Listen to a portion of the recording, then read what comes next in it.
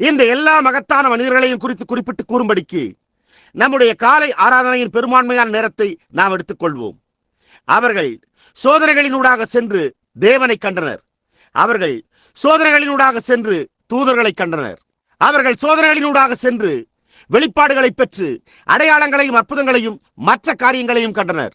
ஆனால் யோபு கண்டதை அவர்கள் எவருமே காணவில்லை.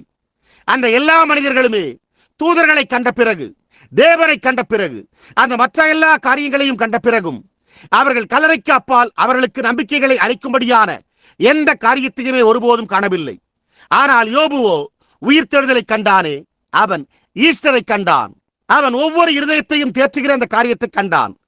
அப்பொழுது அவன், நான் இப்பொழுது சொல்லும் வார்த்தைகள் எழுதப்பட்டால் நலமாயிருக்கும். அவைகள் ஒரு புஸ்தகத்தில் வரையப்பட்டு அல்லது என்றென்றைக்கும் நிலைக்க அவைகள் கருங்கலிலே ஒளிவெட்டாகவும் ஈய எடுத்தாகவும் பதிந்தால் நலமாயிருக்கும் என்றான்.